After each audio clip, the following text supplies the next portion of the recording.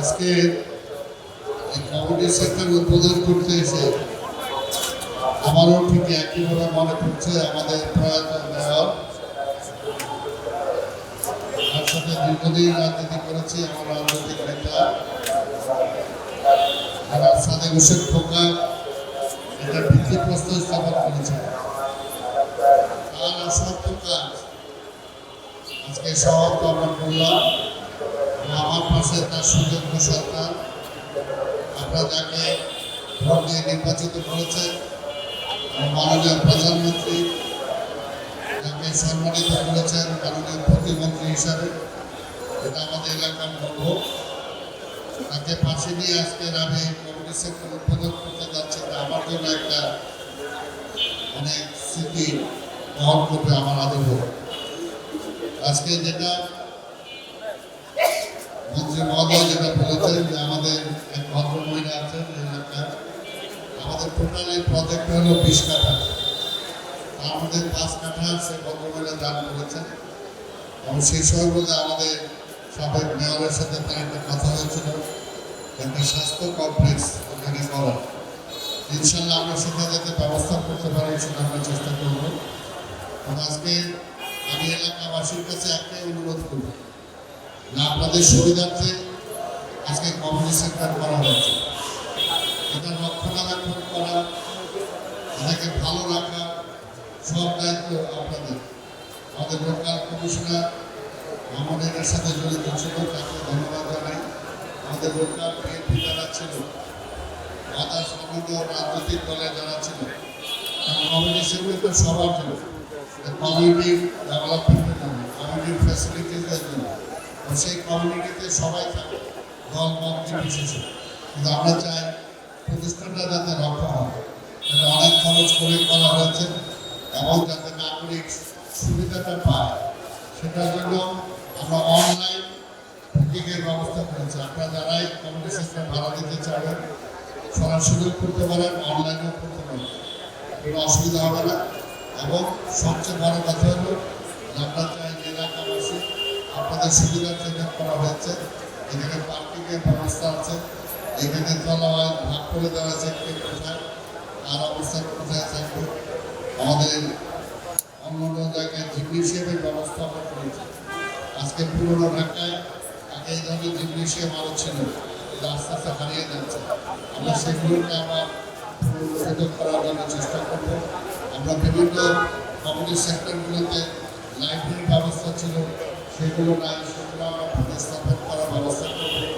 আবার নাগরিক স্বাস্থ্য সেবার জন্য যেখানে আমরা একটা সেকশন রাখবো যাতে স্বাস্থ্যগত বিষয়ে যাতে এখানে কাজ করতে পারে।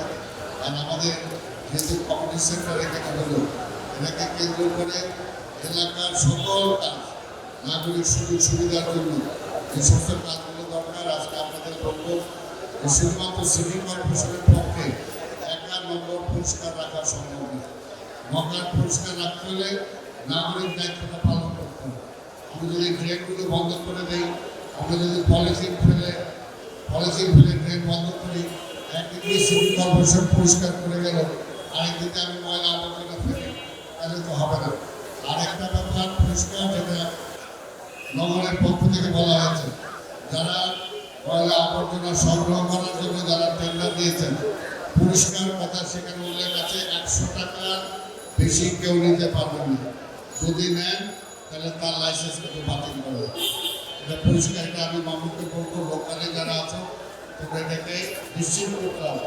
যদি নাগরিকের উপরে কোনো আলাদা ট্যাক্স আর কোনো চাঁদাবাজি চলবে না, কোনো চাঁদাবাজি চলবে না, এটা কিন্তু পরিষ্কার। আমাদের মাননীয় প্রধানমন্ত্রী একটা পরিষ্কার বলে দিয়েছেন।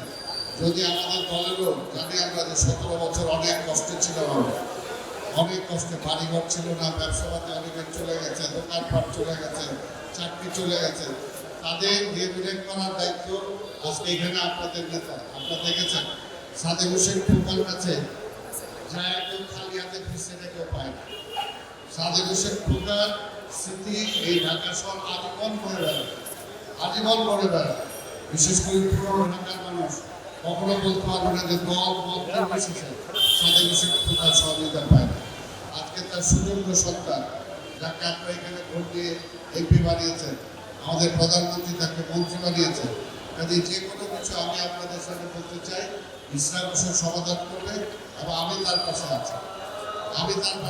এলাকার নাগরিক সুযোগ সুবিধা নিশ্চিত করার জন্য আমি আমার অফিসারদেরকেও বলেছি, এখানে ইসলাম হোসেন যে সমস্ত নির্দেশ দিবে সেগুলো আপনাদেরকে বাস্তবায়ন করতে হবে।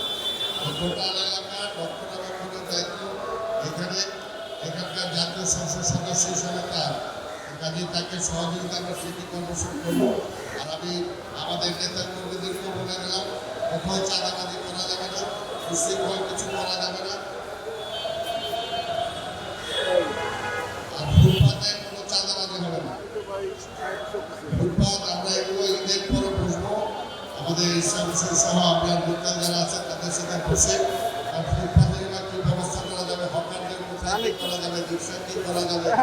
আমরা কাউকে পেতে লাথি দিতে চাই না, কিন্তু আমার অতিরিক্ত কারণে নগরের ক্ষতি হোক এটা নিশ্চয়ই আমরা চান না। আমরা সব কিছুকে সমন্বয় করবো।